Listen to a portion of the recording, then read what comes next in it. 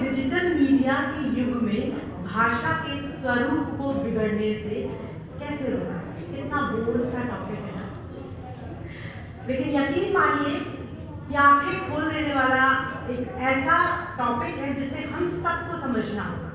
जब हम बात करते हैं डिजिटल मीडिया की, तो ये सिर्फ ऐसी चीज है जैसे एक भोले भाले से इंसान के ऊपर सारा ठीकरा फोड़ दिया गया कि ये दोषी है।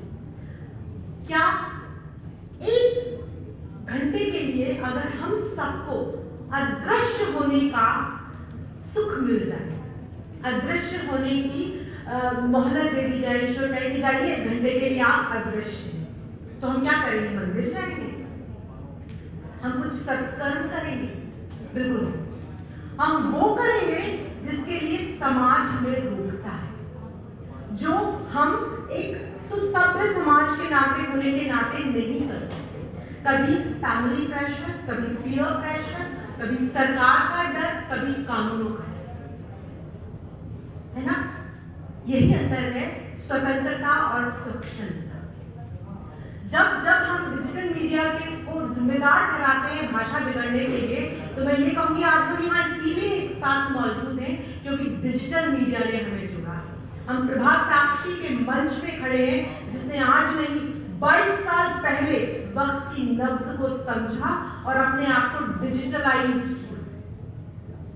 हम सौभाग्यशाली हैं कि उड़ीसा का कोई व्यक्ति अगर कुछ ट्विटर पे कमेंट करता है तो हम ट्रांसलेट करके उसको समझते हैं, उसको सराहते हैं और उसको लाइक करते हैं। हम भाग्यशाली हैं कि हम किसी भी भाषा को इतनी सहजता से समझ पाते हैं क्योंकि हम अपनी मातृभाषा में उसे ट्रांसलेट कर सकते हैं।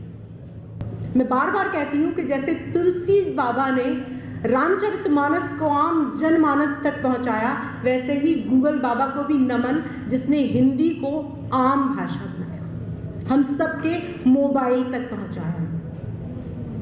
ये स्क्रीन शिफ्टिंग का दौर है। अब कितने लोग हैं ऐसे जो ड्राइंग रूम में बैठ के टीवी देखते हैं?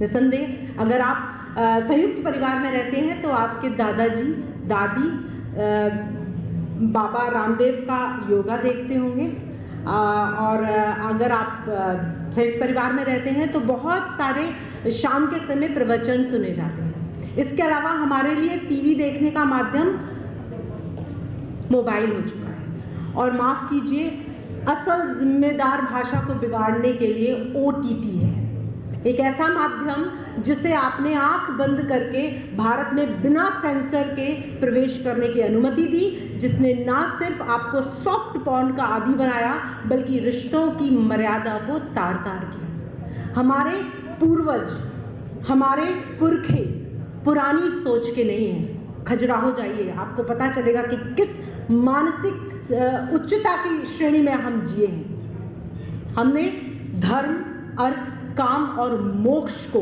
समान दर्जा दिया है। काम को बाहर निकाल के नहीं रखा है। ये कहा गया कि काम के माध्यम के बाद ही आप मोक्ष की प्राप्ति करेंगे। आज के वक्त अगर आप OTT देखते हैं, कोई सेंसर नहीं है। कोई शब्द पे, किसी भाषा पे, किसी सीन पे, कोई भी किसी भी लेवल पे आप कंट्रोल नहीं कर सकते। आपका 9 साल का 7 साल का बच्चा भी वही सीरीज देख रहा है जो आपके पिता देख रहे हैं। OTT के बाद दूसरा आता है आपका स्टैंड अप कॉमेडी। बहुत शर्मसार हूँ ये कहने में कि हम हंसते हैं उन स्टैंड अप कॉमेडी के जोक्स पे जो हमारे पिता के ऊपर किए जाते हैं। रिसेंटली प्रोस्टिट्यूशन पे आप में से बहुत लोगों ने देखा होगा, एक प्रोस्टिट्यूशन जैसे जो एक सभ्य समाज के लिए एक बहुत बड़ा धब्बा है कि एक स्त्री मजबूरी में उस पेशे में उतर रही है जो पेशा किसी भी स्तर पे मानवीय नहीं कहा जा सकता।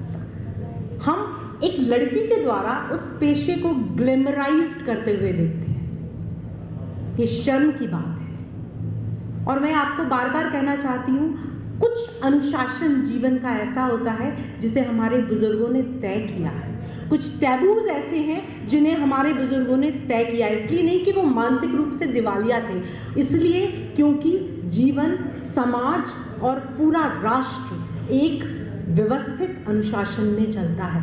हम कम या ज़्यादा, हम में से हर एक व्यक्ति अनुशासित है। कोई सुबह लेट उठता है, कोई शायद रात में भी लेट सोता है, लेकिन बहुत सारी चीज़ें अनुशासित हैं और यही जीवनचर्या है। जब बात डिजिटल मीडिया की करते हैं तो मैं बार बार कहूँगी, मैं एक एकेडमिशियन होने के नाते, मैं एक साइबर सिक्योरिटी एक्सपर्ट होने के नाते बहुत करीब से चीज़ों को देख रही हूँ, बहुत तेज़ी से बदलाव देख रही हूँ। तो डिजिटल मीडिया को गाली गलौज के लिए दोषी मत मानिए, डिजिटल मीडिया को अश्लीलता फैलाने के लिए दोषी मत मानिए, उन प्लेटफॉर्म्स को मानिए जो बिना सेंसर के हम तक पहुँच रहे हैं। आप खुद सोचिए, बहुत सारे लोग हैं जिनको पॉलिटिक्स में इंटरेस्ट है। एक बड़ा सा पॉलिटिशियन है, एक बड़ा सा पॉलिटिशियन फिगर है, कहीं उनकी कुछ फोटोज ऐसी लीक होती हैं जिसमें वो आम जगह पे खड़े होके, पब्लिक प्लेस पे खड़े होके सिगरेट स्मोक कर रहे हैं या हुक्का बार में बैठ के दोस्तों के साथ में चिल कर रहे हैं। एक कॉन्शियस, अगर थोड़ा सा भी आप में एक जर्नलिज्म का कॉन्शियस है तो आपको तुरंत क्लिक होगा इसका करियर क्या है ना। हम आज भी उस समाज में जी रहे हैं जहां पर कुछ सामाजिक मर्यादाएं चाहे अनचाहे अनकॉन्शियस माइंड में स्वीकारी जाती हैं। ऐसे में मैं अपनी बात को कंक्लूड करते हुए ये ज़रूर कहना चाहूँगी कि इस तरह के बौद्धिक आयोजन बच्चों के साथ में, युवाओं के साथ में, अपने साथियों के साथ में इसलिए ज़रूरी है ताकि एक पीयर प्रेशर हम बना सकें। पब्लिक प्रेशर हमेशा बुरी चीज़ के लिए नहीं होता।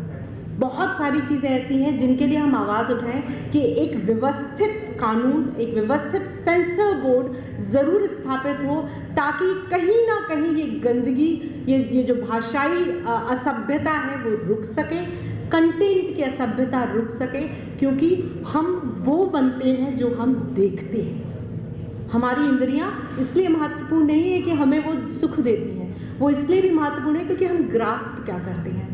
जैसी भाषा जो एक नॉर्मलाइजेशन वाला टर्म है, ये सबसे खतरनाक चीज़ है। अब हम गालियों को लेके एक कंफर्टेबल जोन में हो गए हैं। हाँ ठीक है OTT देख रहे हैं तो ठीक है, ये कंफर्टेबल जोन बहुत खतरनाक स्थिति है।